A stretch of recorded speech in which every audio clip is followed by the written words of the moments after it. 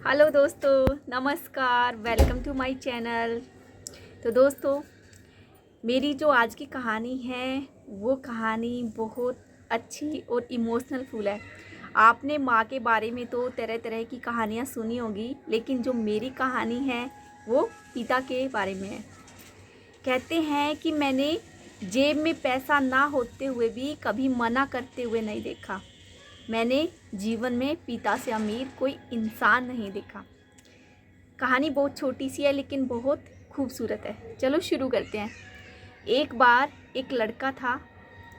वो लड़का जो है इंजीनियरिंग की पढ़ाई कर रहा था। उसके पिताजी हमेशा उनसे कहते थे कि बेटा पढ़ाई कर लो, पढ़ाई कर लो। लेकिन लड़का जो है इकलौता था और ज़िद्दी भी था। वो हमेशा किसी ना किसी चीज़ की डिमांड करता रहता। कभी उसको लैपटॉप चाहिए, कभी फ़ोन चाहिए। अब की बार उसकी ज़िद कुछ निराली थी। उसने कहा कि मेरे सभी दोस्तों के पास अच्छी अच्छी बाइक्स है, तो मुझे बाइक चाहिए। घर में आए दिन इसी बात को लेकर झगड़े होते थे। जो उनके पिताजी हैं वो कहते थे कि बेटा मैं घर का गुजारा बड़ी मुश्किल से चलाता हूँ, तेरी डिमांड कुछ ज़्यादा बड़ी है। तो लड़का जो है आए दिन बहस करता रहता था। एक दिन उनके घर में इस बात को लेकर बहुत ज़्यादा झगड़ा बढ़ गया और गुस्से गुस्से में बात बहुत बढ़ गई। उसके पिताजी तुरंत से अपनी स्कूटर उठाकर मार्केट चले गए। उसकी माँ को भी कुछ सामान लेना था तो माँ भी साथ में चली गई। इधर बेटा था, बहुत अग्रेसिव था, समझ नहीं पा रहा था, गुस्से से आग बबूला था। उसने कहा बस बहुत हो गया, आज तो मैं घर छोड़कर जाना ही होगा। मैं जाऊंगा आज तो घर छोड़ के, मुझे नहीं रहना इस घर में। पिताजी को मेरी किसी भी बात की कोई भी टेंशन नहीं है, उन्हें तो बस अपनी ही पड़ी रहती है। तो लड़का गुस्से में फटाफट शूज़ पहने और पिताजी का जो भी वॉलेट था वॉलेट लेकर उठाया और घर से निकल दिया गुस्से में।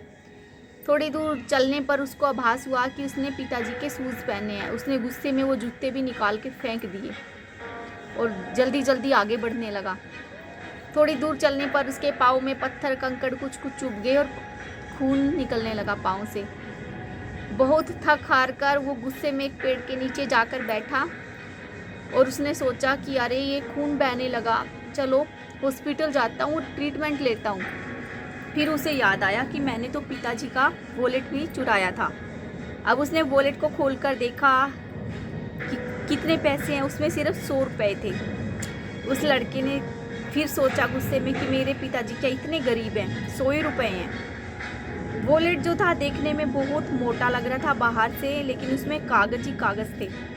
अब बेटे ने वो कागज टटोलना शुरू कर दिया।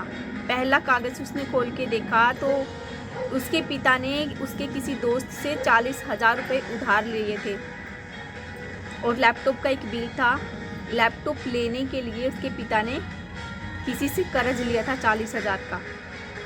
उसके बाद एक एक करके पर्चियाँ खुलती गई। कोई बिजली का बिल था, कोई कुछ था, कोई कुछ था। अब लड़का जो है धीरे धीरे शांत होने लगा। उसे समझ में आने लगा था कि कुछ तो गलत हो रहा है। ऐसे पर्चियाँ टटोलते टटोलते उसका आधा गुस्सा शांत हो गया था। फिर उसके हाथ में अखबार की एक कटिंग लगी जिसमें लिखा हुआ था पुराने बाइक के बदले नई बाइक ले जाओ। झट से उसको याद आया कि कहीं उसके पिताजी अपना पुराना स्कूटर बेचकर उसके लिए बाइक तो नहीं लेने जा रहे गुस्से में। अब उसको बहुत कुछ समझ में आने लगा था। सारा व्यू क्लियर था, एकदम पिक्चर ट्रांसपेरेंट थी उसके सामने।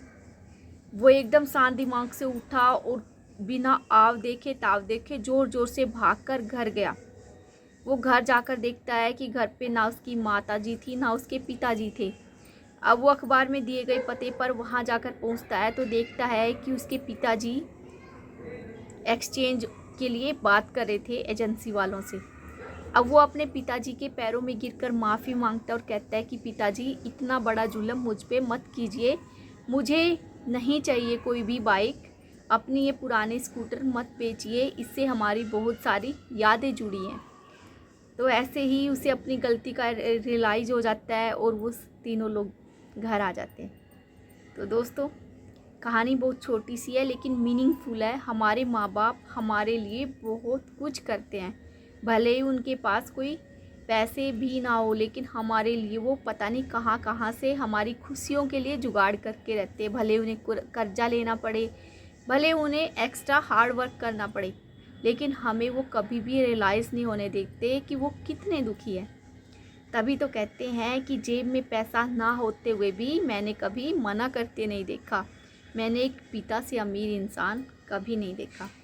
तो अपने माता पिता की रिस्पेक्ट करें, अनएक्सपेक्टेड अनवांटेड उनसे कोई डिमांड ना करें जिनको वो पूरी ना कर पाए, फुलफ़िल ना कर पाए, बल्कि अपने माँ बाप का सहयोग करें घर के खर्च को चलाने में और रिस्पॉन्सिबल बने। तो कैसी लगी आपको मेरी कहानी?